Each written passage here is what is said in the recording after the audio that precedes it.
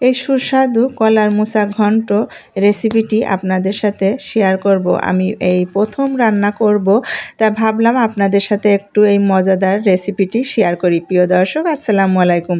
দেশ ও দেশের বাইরে থেকে যারা আমার ভিডিওটি দেখছেন সবার প্রতি আন্তরিক ভালোবাসা ও অভিনন্দন রইল। তো প্রথমে দেখতেই পারছেন আমি কলার মোচা নিয়েছি। এই মোচাটা আমার এক মামি দিয়েছে আমাকে খেতে।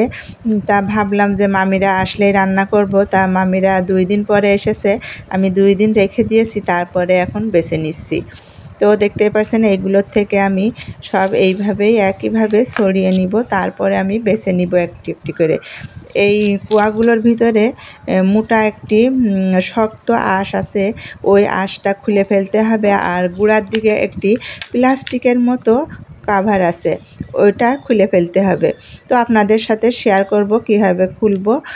তা আস্তে আস্তে সম্পূর্ণ ভিডিওটি আপনাদের সাথে শেয়ার করব। আশা করি সম্পূর্ণ ভিডিও জুড়ে আপনারা আমার সাথে থাকবেন।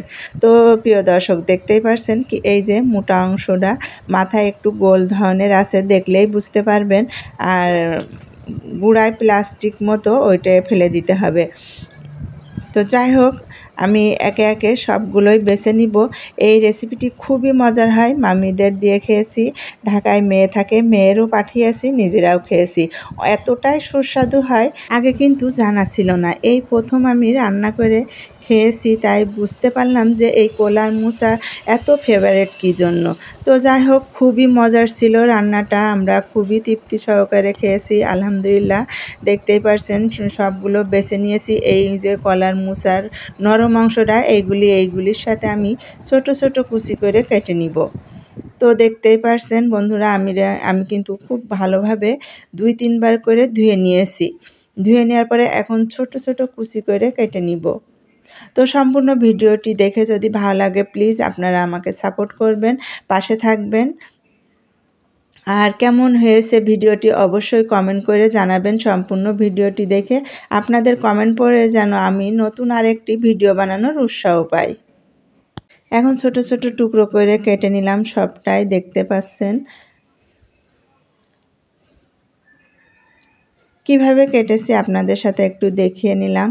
এখন আমি দেখতেই পাচ্ছেন সবগুলো কেটে নিয়েছি। কতটুকু হয়েছে দেখতেই পাচ্ছেন। এর সাথে কিন্তু আমি সামান্য একটু আলু অ্যাড করব। তার আগে একটু বাটাবাটি করে নিই, শুকনো জিরা, এলাচ 2টা, সামান্য দারুচিনি, পেঁয়াজ, রসুন আর আদা, এগুলো খুব ভালো করে বেটে নিব। তারপরে আমি কিন্তু এখানে 1 টেবিল চামচ মতো নারকেল বাটা করে নিব। এই তো দেখতেই পারছেন নারকেল বাটাটা করে নিয়েছি। সব বাটাবাটির কাজ শেষ। এখন মশলা টশলা রেডি করে এই মোচার ঘন্টটা আমি রান্না করব মাটির চুলায়। মাটির চুলায় কিন্তু আমি দেখেছি, আমি প্রায় এখন মাটির চুলায় রান্না করি, আপনারা হয়তো আপনাদের সাথে শেয়ার করেছি। মাটির চুলায় রান্না করলে আলাদা একটা টেস্ট হয়, আসলে খুব মজা হয় যে তরকারি রান্না করি না কেন। দেখতে পাচ্ছেন সব মশলাগুলো দিয়ে টমেটোও দিয়ে দিলাম। এখন দিয়ে দিলাম সেই আলু কিছুটা কুটে রেখেছিলাম, ভেজে নেওয়ার পরে আমি আর উঠালাম না, একবারে মশলাগুলো দিয়ে আলুর সাথে কষিয়ে নিব। কষানো দেখে মনে হচ্ছে আসলেই মজা হবে, সত্যিই খুব মজার ছিল ডিশটা। দেখতেই পারছেন অসাধারণ মশলা কষানো, আর কালারটা দেখুন খুবই ইয়ামি, তাই না? আর এখন একটি তেজপাতা দিয়ে দিলাম ছিঁড়ে। ভালোভাবে কষিয়ে নেওয়ার পরে এখন দিয়ে দিব মোচাটা। আর শুকনো মশলা এখানে দিয়েছিলাম লাল মরিচের গুঁড়া, হলুদের গুঁড়া, ধনিয়ার গুঁড়া আর জিরা বেটে দিয়েছিলাম। আর দিয়েছি সামান্য একটু গরম মশলার গুঁড়া, সামান্য, বেশি না। এখন মশলার সাথে খুব ভালো করে মোচা কুচি কুচি করে কেটে নিয়েছি, দেখতেই পারছেন। এখন খুব ভালো করে কষিয়ে নিয়ে পানি দিয়ে দিলাম পরিমাণ মতো।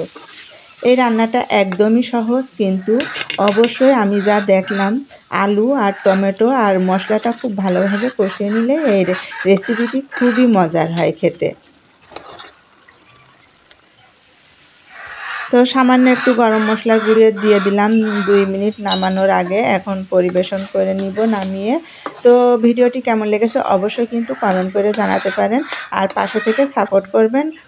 কলার মোচা ঘন্ট গরম গরম ভাতের সাথে কিন্তু অসাধারণ একটি রেসিপি। তো ভিডিওটি আর বড় করব না, সবাই ভালো থাকবেন, সুস্থ থাকবেন। অন্য কোনো ভিডিও বা রেসিপি নিয়ে আবারও আপনাদের সাথে শেয়ার করতে চলে আসব। তো সেই পর্যন্ত সবাই ভালো থাকবেন। আল্লাহ হাফেজ।